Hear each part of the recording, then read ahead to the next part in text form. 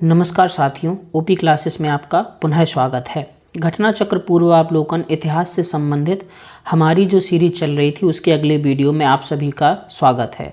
आज के इस वीडियो में हम रॉलेट एक्ट तथा जलियांवाला बाग हत्याकांड से संबंधित सभी महत्वपूर्ण प्रश्नों को कवर करेंगे। तो चलिए देखते हैं पहला प्रश्न है, भारतीय स्वतंत्रता संग्राम के दौरान रॉलेट एक्ट ने किस कारण से सार्वजनिक रोष उत्पन्न किया था। तो बात करेंगे रॉलेट एक्ट की, तो यह वर्ष 1919 में सर सिडनी रॉलेट की अध्यक्षता में एक समिति बनाई गई थी, उसके द्वारा पारित किया गया था। रॉलेट एक्ट एक ऐसा एक्ट था जिसके तहत अंग्रेज किसी को भी शक के आधार पर गिरफ्तार कर सकते थे और इसे बिना अपील, बिना दलील और बिना वकील वाला कानून कहा गया था। तो इसका सही उत्तर हो जाएगा, इसने लोगों को बिना मुकदमा चलाए जेल भेजने के लिए अधिकृत किया था, यानी सही उत्तर है सी।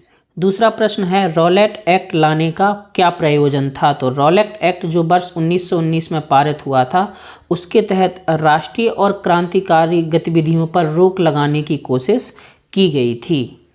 अगला प्रश्न है, रॉलेट एक्ट भारत में लागू किया गया था। तो रॉलेट एक्ट वर्ष 1919 में लागू किया गया था। अगला प्रश्न है, रॉलेट एक्ट का लक्ष्य था। तो इसका सही उत्तर है बिना मुकदमा चलाए बंदी बनाना और मुकदमों की सुनवाई संक्षिप्त प्रक्रिया द्वारा करना।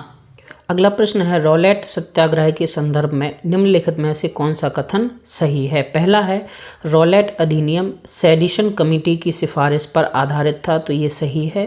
दूसरा है, रॉलेट सत्याग्रह में गांधी जी ने होम रूल लीग का उपयोग करने का प्रयास किया था, तो ये भी सही है क्योंकि रॉलेट अधिनियम के विरोध में वे सभी लोग शामिल हुए थे जिन्होंने होम रूल लीग में भाग लिया था। तीसरा है, साइमन कमीशन के आगमन के विरुद्ध हुए प्रदर्शन रॉलेट सत्याग्रह के साथ साथ हुए थे, तो ये गलत है क्योंकि साइमन कमीशन वर्ष 1928 में भारत पहुंचा था। तो इसका सही उत्तर हो जाएगा केवल 1 और 2।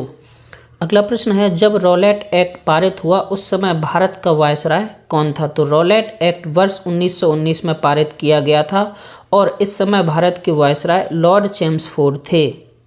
अगला प्रश्न है, रॉलेट एक्ट का भारतीय राष्ट्रीय कांग्रेस ने विरोध किया क्योंकि इसका लक्ष्य था। तो रॉलेट एक्ट जो वर्ष 1919 में पारित हुआ था इसका प्रमुख लक्ष्य वैयक्तिक स्वतंत्रता को सीमित करना था क्योंकि इसके तहत किसी भी व्यक्ति को संदेह के आधार पर गिरफ्तार किया जा सकता था और इसे बिना अपील, बिना दलील और बिना वकील वाला कानून भी कहा गया था। अगला प्रश्न है, अखिल भारतीय राजनीति में गांधी जी का पहला साहसिक कदम था। तो रॉलेट एक्ट के विरोध में जो रॉलेट सत्याग्रह हुआ था वह अखिल भारतीय राजनीति में गांधी जी का पहला साहसिक कदम था। इसके पहले गांधी जी ने जितने भी सत्याग्रह किए थे या जितने भी आंदोलन किए थे वो क्षेत्रीय आंदोलन थे। अगला प्रश्न है, रॉलेट एक्ट के विरोध में किसने लगान ना देने का आंदोलन चलाने का सुझाव दिया था। तो रॉलेट एक्ट के विरोध में स्वामी श्रद्धानंद ने लगान ना देने का आंदोलन चलाने का सुझाव दिया था। The Anarchical and Revolutionary Crime Act 1919 को सामान्य बोलचाल में कहा जाता था। तो रॉलेट एक्ट को ही the Anarchical and Revolutionary Crime Act 1919 के नाम से जाना जाता था। अगला प्रश्न है, कौन सी महत्वपूर्ण घटना जलियांवाला बाग नरसंहार के तुरंत पूर्व घटी थी। तो रॉलेट एक्ट का बनना जलियांवाला बाग हत्याकांड के तुरंत पूर्व घटी थी और इसी रॉलेट एक्ट के विरोध में जो सभा आयोजित हुई थी उसी के बाद जलियांवाला बाग हत्याकांड हुआ था। प्रश्न है, जलियांवाला बाग हत्याकांड हुआ था। तो जलियांवाला बाग हत्याकांड 13 अप्रैल 1919 को हुआ था। चलिए जानते हैं कि पूरा घटनाक्रम क्या था। हुआ क्या था कि रॉलेट एक्ट का समस्त देश भर में विरोध किया जा रहा था और इसी के तहत पंजाब के 2 लोकप्रिय नेता थे सैफुद्दीन किचलू और सत्यपाल, इन दोनों को गिरफ्तार कर लिया गया था। इसी गिरफ्तारी के विरोध में 13 अप्रैल 1919 को बैसाखी के दिन अमृतसर के जलियांवाला बाग में एक सार्वजनिक सभा बुलाई गई थी। वहाँ पर जनरल रेगिनेल्ड एडवर्ड हैरी डायर, इनका पूरा नाम था, ने निहत्थी शांतिपूर्ण भीड़ पर गोलियां चलवा दी। लगभग 1000 लोगों की हत्या हुई थी जबकि सरकारी रिपोर्ट में केवल 379 लोगों के मारे जाने की बात कही गई थी। इस घटना के बाद रविन्द्रनाथ टैगोर ने ब्रिटिश सरकार द्वारा प्रदान की गई नाइट की उपाधि तथा शंकर नारायण ने वायसराय की कार्यकारिणी से इस्तीफा दे दिया था। अगला प्रश्न है जलियांवाला बाग नरसंहार किस गांधीवादी सत्याग्रह के संबंध में हुआ। तो जलियांवाला बाग का जो नरसंहार था वह रॉलेट सत्याग्रह के संबंध में हुआ था। अगला प्रश्न है वर्ष 1919 भारतीय इतिहास से संबंधित है। तो 13 अप्रैल 1919 को जलियांवाला बाग त्रासदी हुई थी और इसी से वर्ष 1919 का इतिहास संबंधित है। अगला प्रश्न है काफ़ी संख्या में लोग अमृतसर के जलियांवाला बाग में 13 अप्रैल 1919 को एकत्रित हुए थे गिरफ्तारी के विरोध में। यानी जो जलियांवाला बाग में लोग एकत्रित हुए थे वे किन लोगों की गिरफ्तारी का विरोध कर रहे थे, यह प्रश्न में पूछा गया है। तो ये सभी लोग डॉक्टर सैफुद्दीन किचलू और डॉक्टर सत्यपाल की गिरफ्तारी का विरोध कर रहे थे। अगला प्रश्न है जलियांवाला बाग हत्याकांड 1919 में पंजाब में हुए अत्याचारों से अपने विरोध के रूप में किस विख्यात व्यक्ति ने ब्रिटिश सरकार द्वारा प्रदान की गई नाइट की उपाधि को वापस लौटा दिया था। तो जलियांवाला बाग हत्याकांड 1919 के विरोध में रविंद्रनाथ टैगोर ने ब्रिटिश सरकार द्वारा प्रदत्त नाइट की उपाधि को वापस लौटा दिया था। जलियांवाला बाग हत्याकांड के विरोध में वायसराय की कार्यकारिणी परिषद की सदस्यता से किसने इस्तीफा दे दिया था। तो शंकरन नायर ने जलियांवाला बाग हत्याकांड के विरोध में वायसराय की कार्यकारिणी परिषद से इस्तीफा दे दिया था। अगला प्रश्न है निम्न में से किसके द्वारा जलियांवाला बाग कांड के विरोध में सर की उपाधि त्याग दी थी। तो रविंद्रनाथ टैगोर ने जलियांवाला बाग हत्याकांड के विरोध में सर एवं नाइटहुड की उपाधि त्याग दी थी।